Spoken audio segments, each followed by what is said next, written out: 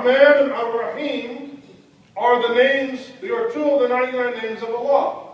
And the Prophet said, don't worry about it. I got you. I'm focused on the big issues.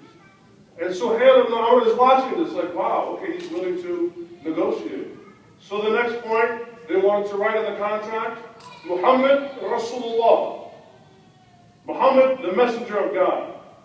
And he said, if we had thought that you were the messenger of God, we wouldn't be fighting you. So just put what we know you as is Muhammad ibn Abdullah. You are Muhammad, the son of Abdullah. And again, the companions became very upset. Wait a minute, what are you saying? Are you denying him? The Prophet interceded. He said, look, it's okay. I am Muhammad, the son of Abdullah. So write, iktub Ali, iktub Muhammad ibn Abdullah. So all during this negotiating process, Suhail ibn Amr is kind of in the back of his head, is like, wow, this Muhammad, sallallahu alaihi wasallam, he's really a man of integrity. He's about the big picture, the kulliyat, as we say in Usul al-Fiqh. So after this whole treaty, the Muslims finally gained access to the Kaaba, and the number of Muslims began to grow exponentially. And what's amazing is after the death of the Prophet sallallahu alaihi wasallam, the Hijaz, as many people actually don't know, was on the verge of apostasy. They said, now Muhammad is dead, therefore the religion of Islam is gone, we're going to go back to our old ways. And one of the key figures that fought to make Islam a reality and to perpetuate it after the death of the Prophet ﷺ was a man whose name was, guess what? Suhail ibn Amr. And the reason why his motivation after the death of the Prophet ﷺ was to fight to keep Islam a reality is because he was no longer fighting for the deen of Muhammad ﷺ. He was fighting for his own deen. He now had an emotional, a social, a cultural sense and stake of ownership that he was invested in. And that's what we're trying to do here. Get them emotionally, psychologically invested in desiring Islam. Because as I said earlier, there are so many incentives. When we walk out this door, just look at what's out there. There are so many other incentives.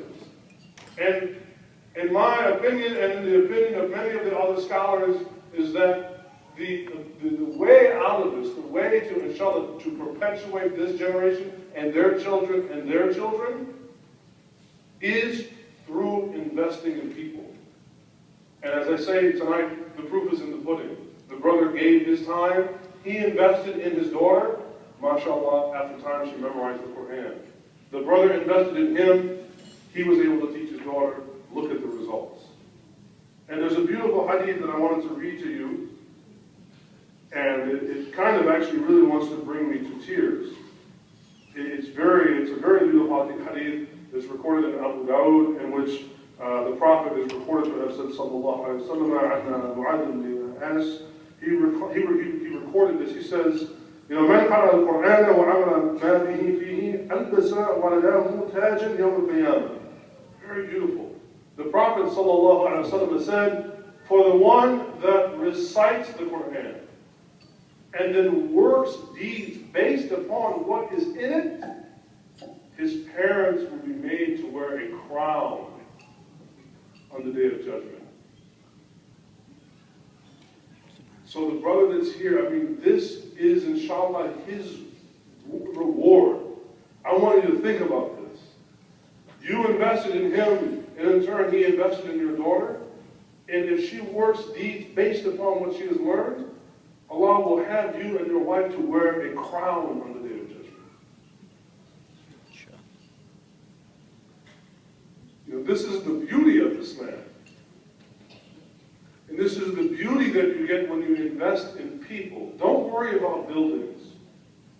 Don't worry about buildings. It's investing in people. I leave you with this final story from the seerah of the Prophet ﷺ.